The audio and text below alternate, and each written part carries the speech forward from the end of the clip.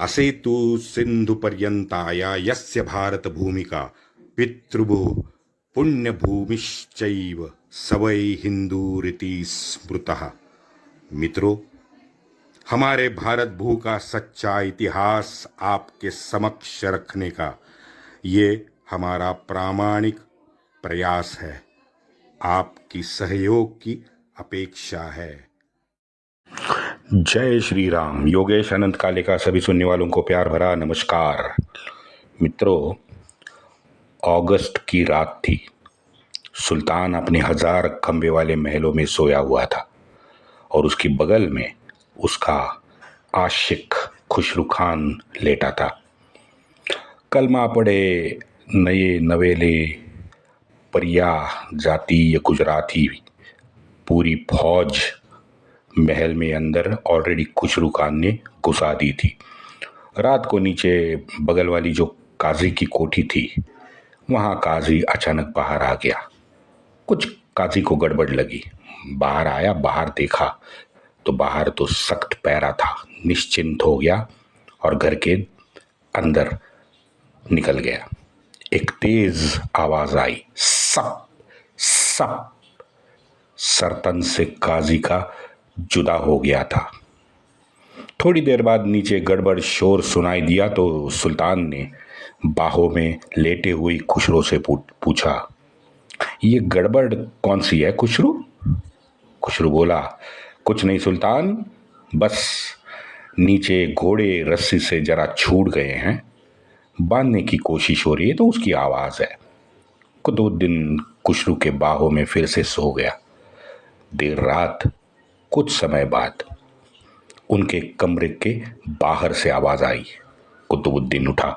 कुतुबुद्दीन घबराया हुआ था। बाहर जाके देखा तो उसके दोनों अंगरक्षक जो थे वो काटे गए थे। डर गया।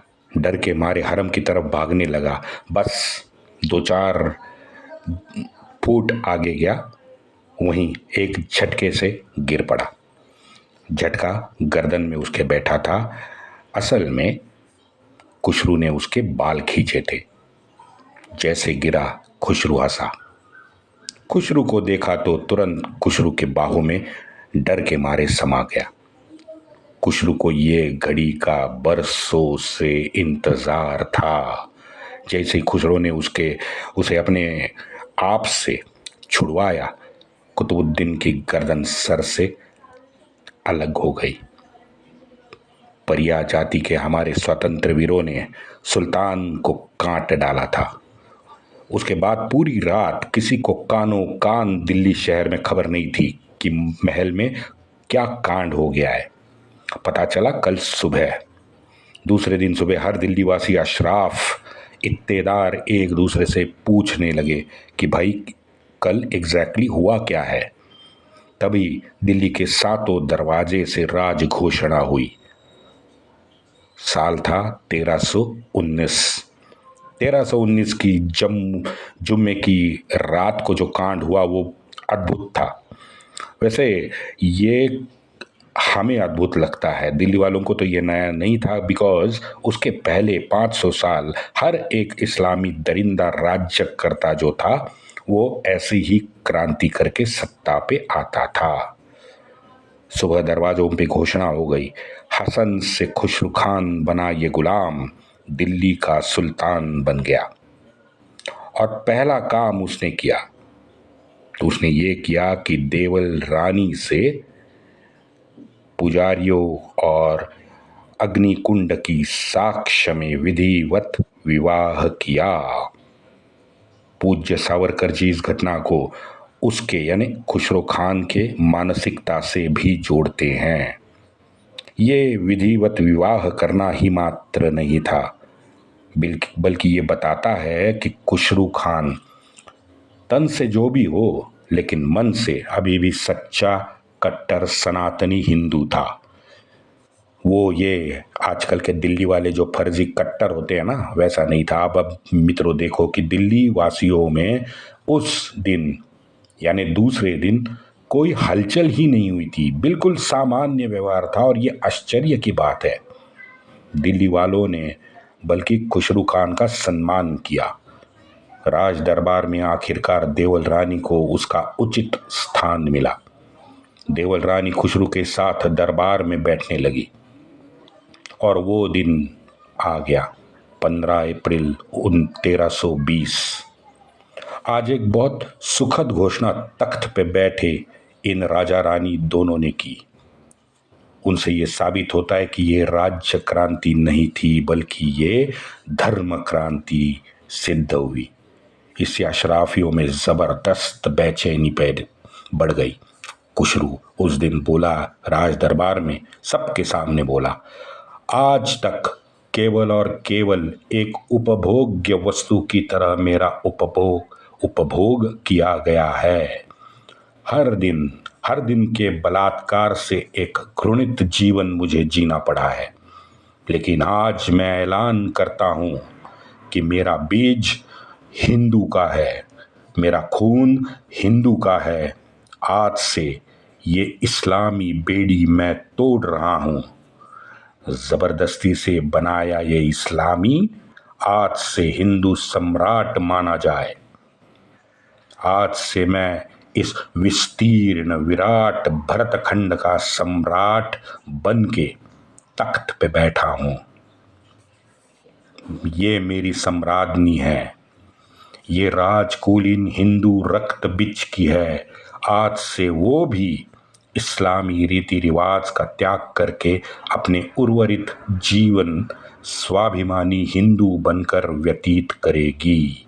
हे ईश्वर, हमारे दोनों की प्रतिज्ञा है कि हमारे पुराने सभी घृणित पाप का क्षालन हो। खुसरू खान ने खुद का नामांकन किया, नसरुद्दीन यानी धर्म रक्षक।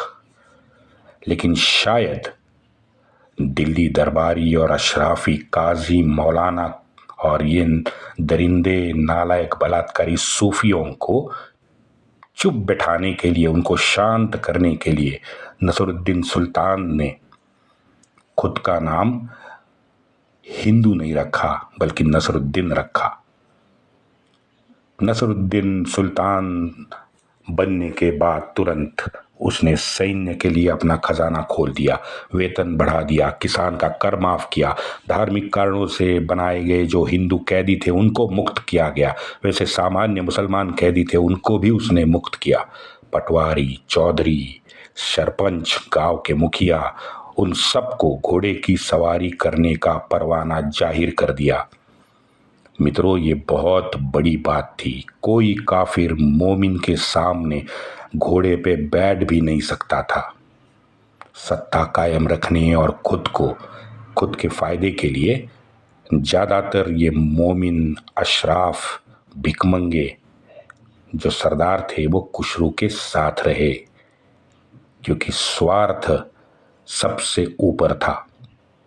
और राह देखते ही उनको ऐसे लगता था, राह वो देख रहे थे कि कोई कासिम, कोई गजनी, कोई अलाउद्दीन आ जाएगा और हमारा ये दारुल हर्ब, दारुल इस्लाम कर देगा। ये अचरज की बात है कि सभी मोमिन स्वार्थ हेतु शिर्क ही कर रहे थे। तो वो तो इस्लाम विरोधी तो पहले थे, हाँ, काफिर तो बाद में आते हैं। काफिर की सेवा जो है वो कोई सच्चा मोमिन आज तक कर ही नहीं सकता। हाँ, कोई सरकमस्टेंसेस है, उसकी कोई अड़चन है तो वो करेगा, लेकिन उसके मन में कभी नहीं रहता कि मैं काफिर की सेवा करूं, क्योंकि उसको इस्लाम ने ये फरमान सुनाया है, हम हिंदू भाई, हम तो सहिष्णु हैं, हम तो कुछ भी, किसी के साथ भी और किसको भी स्वामी बना सकते हैं। सेक्युलर है ना, सिक्युलर है। 9 आक्रांत आए, सबका हमने स्वागत किया। पारसी आए, जू आए, यजीदी आए, अफगानी आए, हाँ, वो उज़्बेकिस्तान से मुगल आए, हमारा चंगेज भी भारत को छूता हुआ हिमालय से निकल ही गया ना, सबका हमने स्वागत किया। ये छोड़ो, 1947 में मक्के का मदरसा छाप जो मौलाना था ना, उसको तो हमने 9 साल शिक्षण मंत्री बना दिया था। आज भी इटालियन महिला को अम्मा बना के हम सम्मान देते हैं, उसके पैरों में लेट जाते हैं। सुल्तान नसरुद्दीन ने दीवाने खास और दीवाने आम में हिंदू मंदिर की नींव रखी। राजमहल में पुरोहितों की नियुक्ति कर दी। राजमहल से अजान गायब कर दिया गया। पूरी राजमहल की सुरक्षा उसने अपने परिया जातीय बंधुओं के हाथ में दे दी। दिल्ली की 5 मस्जिदें जो उसके सामने तोड़ी गई थी, उनको पूर्ववत मंदिर बना दिया गया। दिल्ली शहर में गो हत्या बंदी लागू की। वैसे स्वातंत्र के बाद 75 साल हो गए, हमारे हिंदू राज्यकर्ता जो नहीं कर पाए वो काम 900 साल पहले इस धर्मरक्षक नसरुद्दीन ने किया।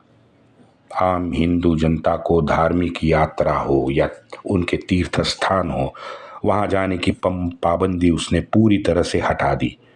सबसे बड़ा निर्णय ये जाहिर किया कि हिंदुओं का जीजिया नसरुद्दीन ने रद्द बदल कर दिया। हिंदू जनता ने उस दिन दिल्ली में त्योहार मनाया। सारी हिंदू जनता झूम झूम के सड़क पे नाच रही थी। बापा रावल, दुर्गादास राठौड़, राज सिंह जैसे चंद हिंदू शेर ही हमारे सनातनी हिंदू सच्चे हिंदू थे, जिन्होंने मस्जिदें गिराकर मंदिर का पुनर्निर्माण किया, घर वापसी की कोशिशें की। किसी दूसरे सनातनी हिंदू राजा की हिम्मत नहीं हुई 900 साल, इतनी शताब्दी के बाद वो दम, वो हिम्मत, वो शौर्य हम में आया 1992 में। कहने की जरूरत नहीं है कि बाबरी का बजा दिया था उस वक्त उसको गिरा के। 1992 में जैसे हिंदू सनातनियों का पौरुषत्व जाग गया था, लेकिन ये काम 1320 में ही सुल्तान ने करके हमारे सामने आदर्श रख दिया था। अनगिनत मंदिर, मूर्तियां, विद्यापीठ जलाने वाले जाहिल शैतान सच्चे नमाजी अशराफ तो पूरी तरह से हक्का बक्का रह गए। जब उनके हरम में बैठी नहीं, पकड़ के लाई गई, ठूंसी गई हिंदू महिलाओं का विवाह नसरुद्दीन ने स्वजातीय परिया बंधुओं से करवा दिया। ये तो मोमिनों पे सबसे बड़ा आघात था।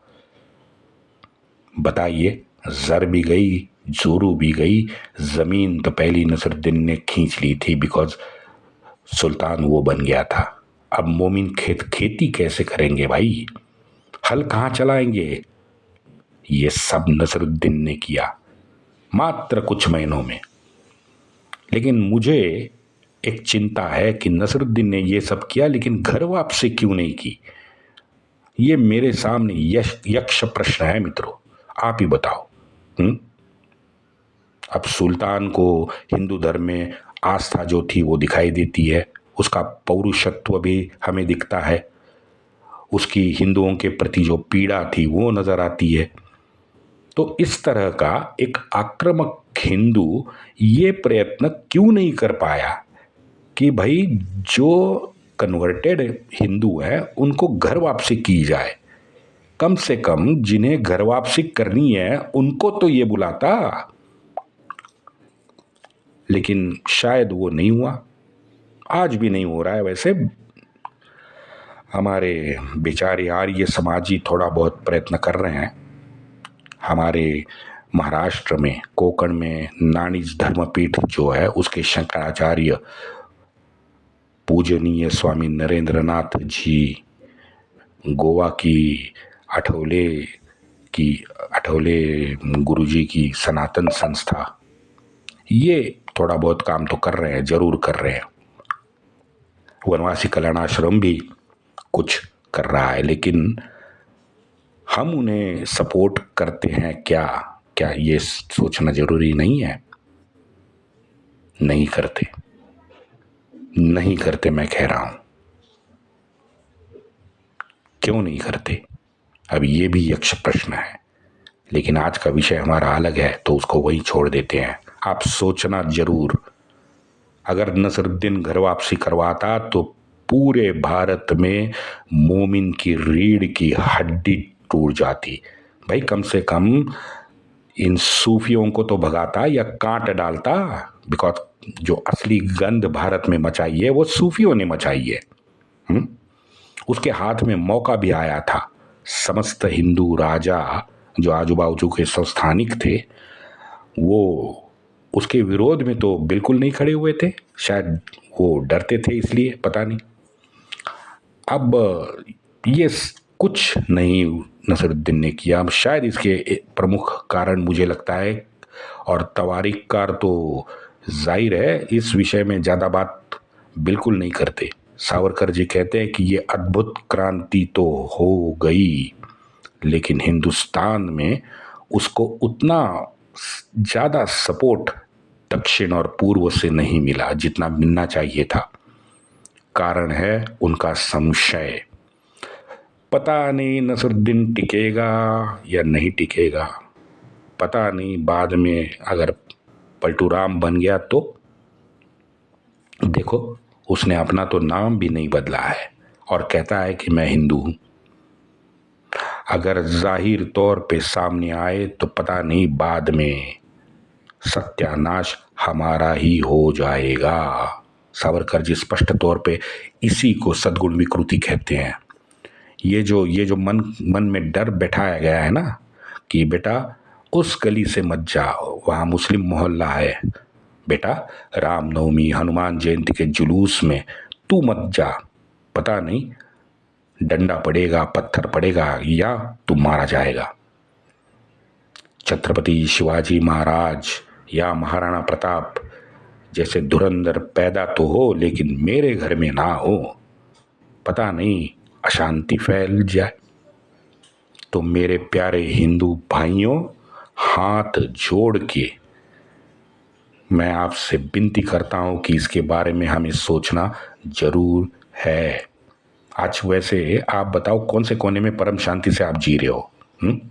गत 1500 साल से कौन से परम शांति में जी रहे थे? मुझे कोना तो बताओ, हिंदुस्तान का एक कोना मुझे बताओ जहां सनातनी हिंदू परम शांति से आपसी व्यवहार, सामान्य व्यवहार करके अपनी जिंदगी बिता रहा था।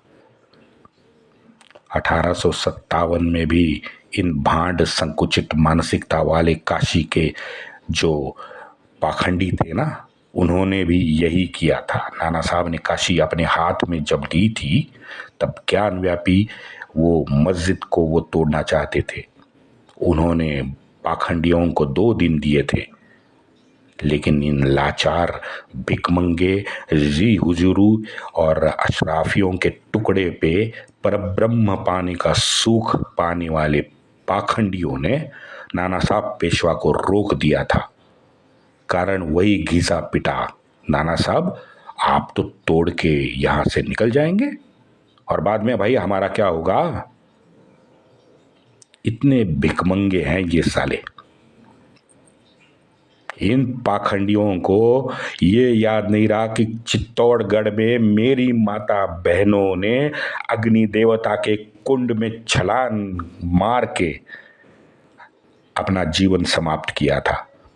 मारते वक्त ये नहीं सोचा था कि मेरा क्या होगा, मेरे बच्चों का क्या होगा। एक दिन में 30,000 खून खौल उठता है, लेकिन इन चंद काशी के पाखंडियों ने नाना साहब को बस मस्जिद तोड़ने से रोका। ये कौन सा डर था भाई? अब सीधी बात है, नाना साहब तो प्रैक्टिसिंग सनातनी हिंदू थे, बहुत ज़्यादा कर्मकांड भी करते थे, तो इन पाखंडियों को नकारने का पातक उन्होंने नहीं किया। वरना आज वहाँ ज्ञानव्यापी होती ही नहीं, ना रहता बास ना रहती बजती बांसुरी। ये नालायक स्वार्थी बनारस के पाखंडी। ये भी सच है कि खुसरू खान ने मोमिनों पर अत्याचार बिल्कुल नहीं किया, उल्टा अच्छा काम करने वाले जितने भी मोमिन अधिकारी थे उनको उसने तोहफे दिए, उनको संतुष्ट रखा। सीधी बात है, उसको अपना शासन चलाना था। इससे राजस्व में बहुत बड़ी बढ़ोतरी हुई। मात्र 1 साल में विद्रोह तो बिल्कुल ना के बराबर उस वक्त था। हिंदू राज चिन्ह के साथ सजाया गया ये सिंहासन उसका था, जहां न चाहते हुए भी सारे के सारे स्त्री लंपट मोमिन इस्लामी इत्तेदार सरदार नियमों के मर्यादा में अपनी सेवा नसरुद्दीन के चरणों में दे रहे थे। जरा प्रमुख नाम सुनो मित्रों। ऐनुल मुल्क मुल्तानी, यूसुफ साफी उन्नैया, ये अफगान था। हमीम खान, ये भी अफगानी था। युकलाखी कबलाद्दीन, ये भी अफगानी था। और ये दरिंदा बलात्कारी खूनी सूफी फक्रुद्दीन, वैसे तुगलक भी था। मोहम्मद शाह था, एक से बढ़कर एक ही नालायक। अशराफ सारे के सारे अपने अपने सैन्य सूबे की मान्यता पत्र जो उनको चाहिए थे वो हिंदू सम्राट नसरुद्दीन के कदमों में उन्होंने रख दिए। मदुराई तक हिंदू राज्य स्वतंत्र हो गए, लेकिन हिंदू धर्म रक्षक नसरुद्दीन जानता था कि ये बाहुबल ही है जिसके वजह से ये अशराफ जो है ये नरम पड़े हैं। हे मोमिनो, तुम जब संख्या में कम हो तो काफिर से प्यार से पेश आना, और जब संख्या तुम्हारी बढ़ जाएगी तो अपनी औकात पे आ जाना। आयत उतरी है भाई, मैं कुछ नहीं कर सकता। अल्लाह ने आयत उतारी है, मैं क्या करूं। इसीलिए मित्रों तुलसीदास जी ने दिखा है, भय बिन हो या ना प्रीत, और ये वही अंतिम सत्य है। इस कलयुग में नसरुद्दीन ने अपने हिंदू सैन्य अखंड सशस्त्र रखे थे। वो जानता था कि मुस्लिम उम्मा पे विश्वास रखते हैं, वो अपने दिन के लिए कभी भी गद्दारी कर सकते हैं। मोमिन के हरे चांद को उखाड़ के फेंक देने के बाद में दिल्ली साम्राज्य पर पुनः हिंदू ध्वज शान से उसने फहराया था। तकरीबन 128 साल बाद 1319-1320 1 साल ये बहुत बहुत शांतिप्रिय वातावरण में दिल्ली ने निकाला है। लेकिन अंदर ही अंदर आगे आग तो लग चुकी थी, आग तो बिल्कुल लग चुकी थी। आज भी लग रही है ना भाई। चाय वाला पंतप्रधान कैसे बन सकता है ना।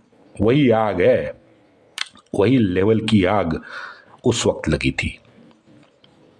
पसमंदा हिंदुस्तानी मुसलमान हम तुर्की पे कैसे राज कर सकता है।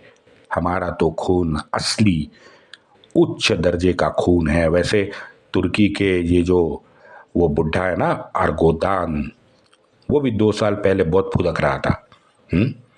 2 साल में भारत ने उसको उसकी औकात दिखाई। तो इसमें प्रमुख भी नसरुद्दीन के विरोध में अंदर ही अंदर जिसमें नीचे आग लगी थी ना, वो भी एक तुर्की ही था, मलिक फखरुद्दीन जूना, जो अस्तबल का अधिकारी था नसरुद्दीन के। एक दिन मलिक अपने बाप के पास देवलपुर, आज जो पाकिस्तान में है, वहाँ निकल गया। लाहौर मुल्तान के रास्ते से वो गया था। ये देवलपुर गाजी मलिक, आपको याद है मैंने बताया था, वहाँ का वो इत्तेदार था। तो इससे तो भाई हम आगे भी ये गाजी मलिक से मिलने वाले हैं। गाजी मलिक यही तो है, वो येड़ा मोहम्मद जिसने देवगिरी में राजधानी जो देवगिरी में बनाने वाला था, ये यही है। उसके बारे में आगे बात करेंगे। लेकिन भाइयों, ये गाजी मलिक ज़्यादा आग बबूला हो गया था। उसने विद्रोह करने की ठान ली थी। गाजी मलिक ने नज़दीक के 5 प्रांत के सूबों के इत्तेदारों को एक पत्र लिखा। मुल्तान के शाह ने उसको नकार दिया, लेकिन उसके बाद उसने मुल्तान के शाह की बेहराम ने हत्या कर दी। खोखर जाट के राजा थे गुलाब चंद सहजराय। पता नहीं क्या स्वार्थ है या क्या उस वक्त की परिस्थिति थी, खोखर जाट जिन्होंने मोहम्मद घोरी को अपने शिविर से खींच के चौराहे पे उसका सर काटा था, इतने महान पराक्रमी खोखर जाट के ये राजा मात्र कुछ 100-125 साल बाद गाजी के साथ आ गए। जैसे मैंने कहा, मेरे दिमाग से ये प्रश्न नहीं जाता कि भाई क्यों? सिर्फ स्वार्थ, शुद्ध स्वार्थ, मुझे और कुछ दिखाई नहीं देता कारण। आप भी सोचो इसके बारे में। गाजियों की सेना राजा गुलाब चंद की सेना के साथ निकल गई। हंसी के पास खुसरू खान के भाइयों की सेना सरसूती जो देहात है उसके पास आमने सामने टकरा गई। अब आज अजीब तमाशा भी देखो, एक तरफ सबसे आगे खोखर के हमारे राजपूत थे, राजपूत गुलाब चंद की फौज थी, उसके पीछे गाजी मलिक और बेहराम की फौज थी। अब इनका गुणगान बरनी, सिद्दीकी, मोहम्मद हबीब। अब अच्छा, मोहम्मद हबीब आपको नहीं मालूम? अरे ये मोहम्मद हबीब वही हैं, इरफान का बाप, हमारे चच्चा का हिस्ट्री का टीचर है। ये टीचर था जिसने असल में डिस्कवरी ऑफ इंडिया लिखी है। मोमिन तवारीखकार तो उछल उछल के गुणगान गाते हैं गाजी मलिक का। 16वीं शताब्दी वाला इसामी लिखता है कि तुगलक की कमजोर सेना पर कच्छ, ब्रह्म और रंधोल की पराव सेना उनके ऊपर टूट पड़ी। खुसरू खान ने गाजी मलिक पर हमला बोल दिया। करकमाज ने तुगलक के शिविर में रस्सियां काटी, तुगलक भाग गया। यहाँ गुलाब चंद अपने चुनिंदा राजपूत खोखरों के साथ शिविर में घुसा था और देखते ही देखते उसने युद्ध का पासा पलट दिया। खुसरू खान वहां से भाग गया। गाजी की फौज ने खुसरू खान का पूर्ण पराभव कर दिया। गाजी ने उसके जात भाइयों को बुरी मौत दी और ये सब हमारे गुजराती परिया जात भाई हिंदू थे। आखिरी जंग इंद्रप्रस्थ के पास हुई। ये भांड हमीर खुसरो जो है, जिसको महान कवि बताते हैं लोग, और ये नालायक झूठी कहानी लिखता है कीरज और वो हमारी देवल रानी के बारे में। वो लिखता है, रेशमी रुमाल बांध कर परसिया हरमार परमार आए, उसमें आधे गाय की पूंछ और सूअर के दांत लगाकर आए थे। आधे मोमिन और आधे हिंदू भी ये तुगलकी मोमिनों ने, मैं खुसरो खान के जो मोमिन सरदार सैनिक थे, उनको काट डाला। गाजी ने विजय पर एक बहुत लंबा भाषण दिया था।